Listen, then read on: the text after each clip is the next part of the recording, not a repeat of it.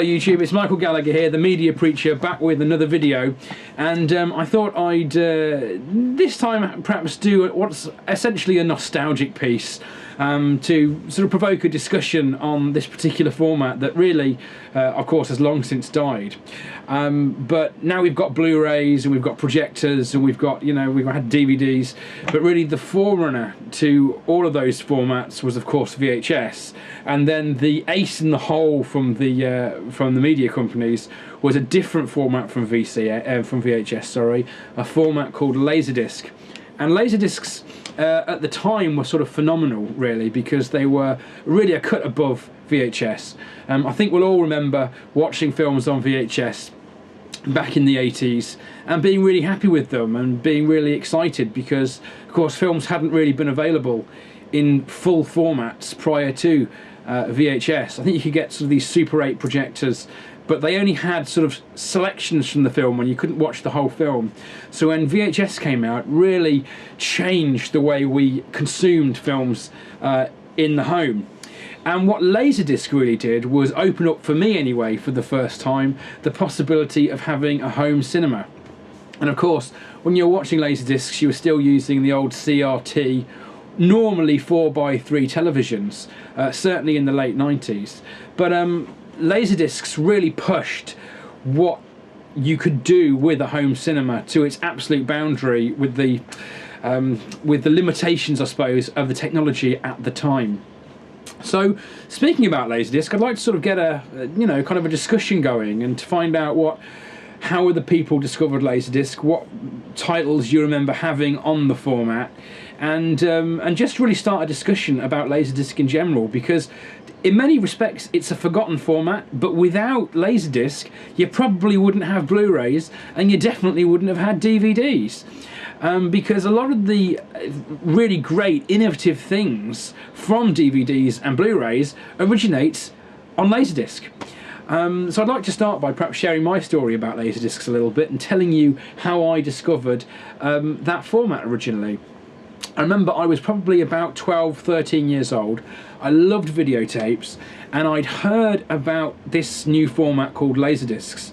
I can't remember where, I must have seen it on television or something like that, but I knew about it and I'd mentioned it to my dad, and my dad found this exhibition essentially that was taking place in a hotel that was very close to us, and it was on a Sunday afternoon, and essentially it was a load of sellers really selling discs and promoting the format right in about the early 90s, probably about 1993.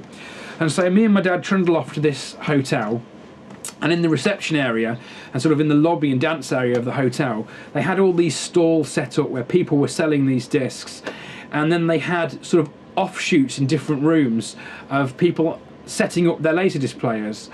And it really opened my eyes to what home cinema can do, and it got me really, really excited. And I remember we went into one of the rooms and the seller was playing a copy of Indiana Jones and the Last Crusade on Laserdisc in Dolby Pro Logic surround sound. Now, I'd seen Last Crusade at the cinema, but of course I was used to watching it really at home on a VHS that wasn't widescreen, and this guy had a big television, a really great sound setup for the day. It was only a Pro Logic setup, I dare say, but it sounded phenomenal, and I was like, wow, what is this? We need some of this at home. And my dad was saying to me, well, we can't really afford to get this yet, because, I mean, at the time, the Laserdiscs were way out of our price range. I mean, they were really, really, really expensive. But I remember looking, and we sat and we watched, you know, the whole action scene from Last Crusade where there's the whole tank chase and Indiana Jones is on the side of the tank, and the sound just blew me away.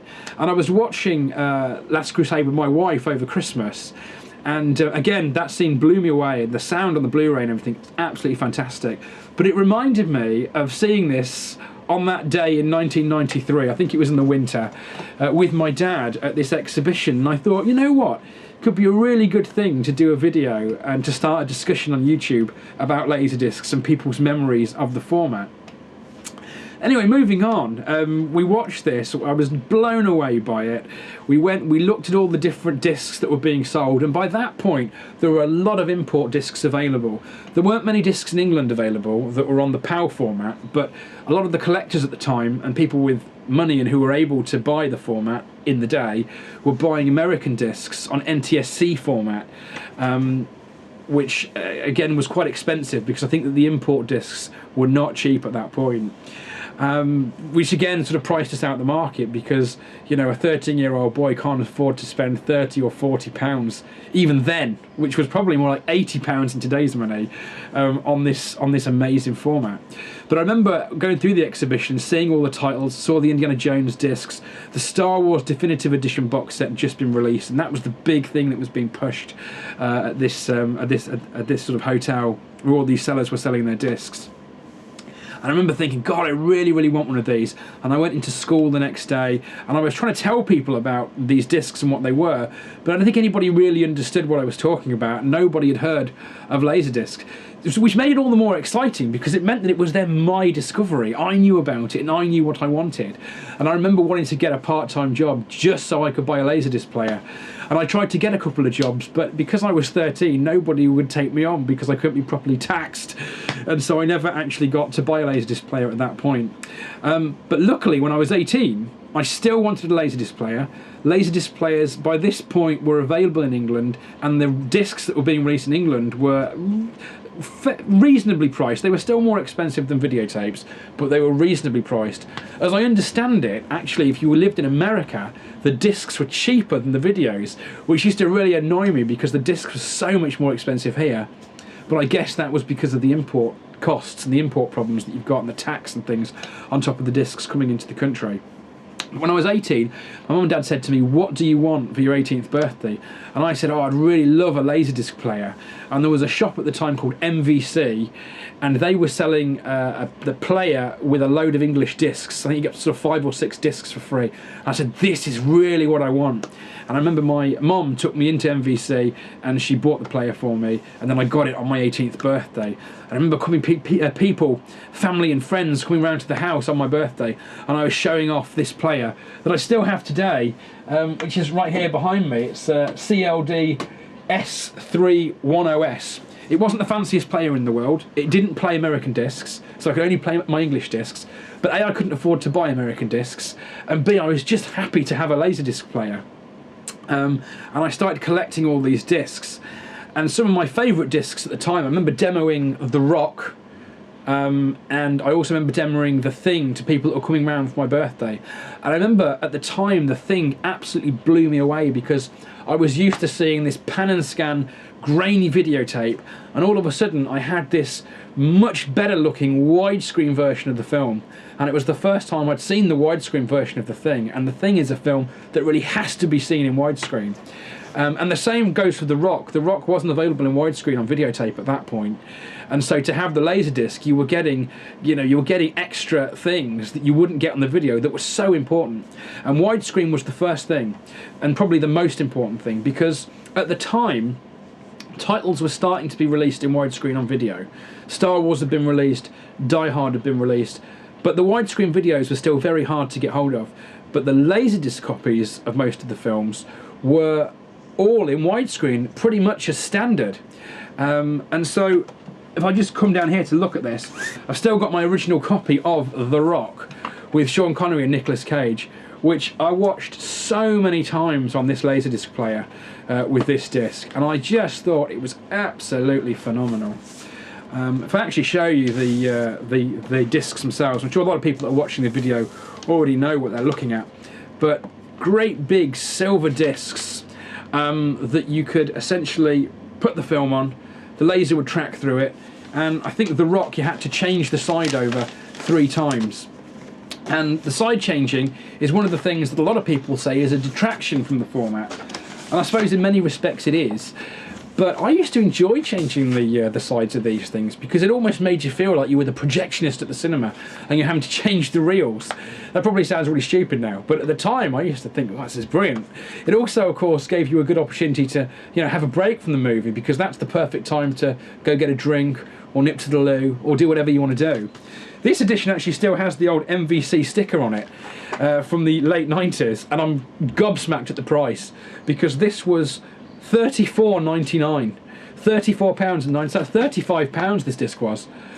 You could pick this up on Blu-ray now for pence, and the you know, well, perhaps not pence, but certainly a few pounds. You can pick this title up on Blu-ray, and the DVD would be pence from Amazon Marketplace. But no, this was really special, and you know what? It was 35 quid, but at the time it was worth every single penny because you got this fantastic artwork, and you got this real step up in quality from VHS. I mean, you spin the player up now and you watch the discs on today's televisions, and you're looking at them against Blu-rays, some people against 4K, against even DVDs, and you know, the quality of these discs does not match up to that at all. Plus, of course, you've got to, because they're all standard definition, plus, of course, you have got to change the sides. So people looking at the format today might think, this is a terrible format. But back in the late 90s, or in the mid-90s, it was an absolute phenomenon because, as I say, the videos you were buying were really poor quality. And they even looked poor quality on our old CRT televisions. They look even worse on our new televisions. The discs were slightly unique, and you felt like it was a collector's item back in the day. And also, of course, as I've said, the films were all coming letterboxed, widescreen edition. You know, this wasn't available at that point anyway on the widescreen edition. And plus, of course, you had the benefit that you have with records in that the artwork is absolutely phenomenal. I mean, take a film like this, Romance in the Stone, and I don't know if you remember, but in the 80s you'd look through the video store and you'd be looking at all the different films that are on the shelf. And it would often be the artwork that would attract you. But Laserdiscs really took that up a notch. I mean, the artwork on these things is absolutely phenomenal. And I used to love just looking at them in my record boxes. The vinyl went out and the Laserdiscs went in back in the late 90s. But again, Romance in the Stone, widescreen edition, that was not heard of on the VHS counterpart, let alone the fact that the quality of this was considerably better. Now, as I say, I'd sort of coveted Laserdiscs for years and years and years. And when I was 18, I finally got a player, which I used and I cherish to this day because it has such really fond memories for me. Not only because it was my 18th birthday present, but also because I'd wanted it for so long. But about a year and a half later, I started reading about these bad boys, DVDs. And I only had a PAL player, but I had certain titles on PAL that you couldn't get, as I say, widescreen editions. I had the Rambo series, you could get Star Wars, but I had The Rock. I had lots and lots of titles at the time. But I started reading about DVD, and I think the next year I did have a job, and I was able to buy myself one of the first DVD players. And that player I had so that I could import discs. Because that was the other thing, a lot of collectors were importing Laserdiscs. They were very expensive, but they were importing discs from America. So we were getting titles released sometimes 6-7 months later in the cinema. They were already out on Laserdisc in America. I remember a friend of mine had a copy of Breakdown with Kurt Russell, which is still a film that I really, really enjoy. But that film had been released months and months and months before it was released here in Europe.